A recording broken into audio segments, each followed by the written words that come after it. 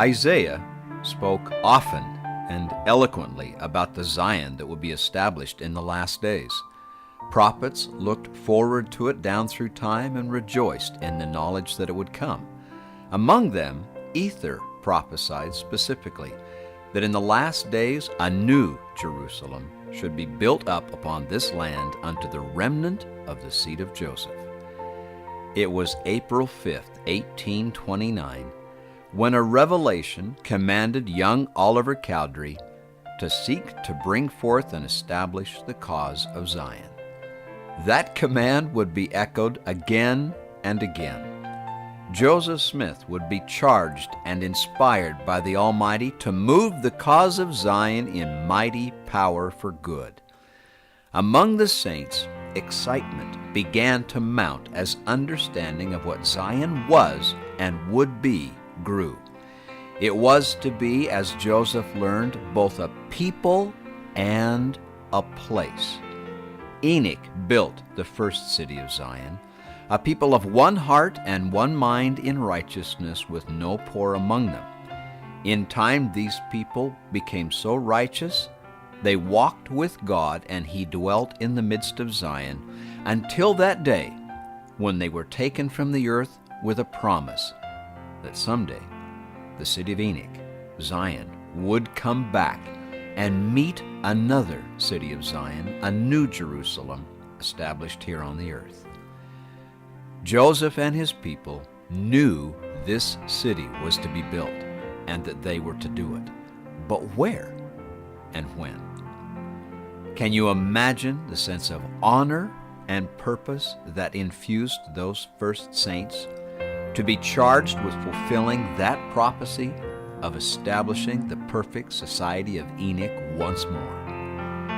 They soon learned that as time marched forward, Zion would be the only people that shall not be at war one with another. From that, Zion had to be established as a place of refuge and safety in preparation for the Lord's second coming. All depended on it.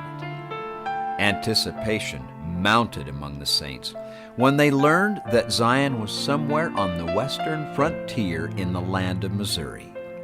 On June 6, 1831, a number of people were called to go to Missouri, and there the Lord promised at last He would make known the location of Zion.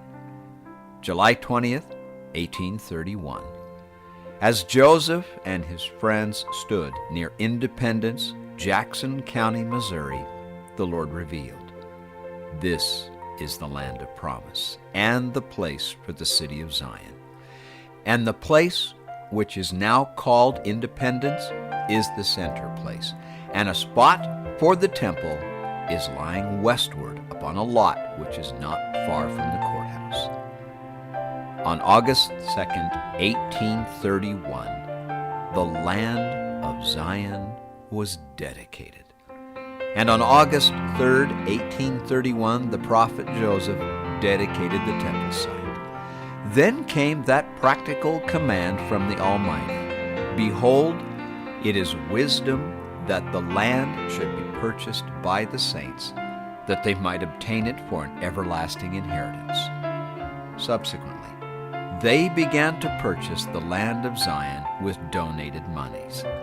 In that first year of 1831, Bishop Edward Partridge expended about $1,200 in buying tracts of land to settle the saints upon and build their new city of hope. And who was the first principal donor? The man who at the Lord's command laid his monies at the feet of the bishop. $1,200 he gave in 1831 money and paid for the foundations of Zion? Martin Harris, the same man who paid for the Book of Mormon.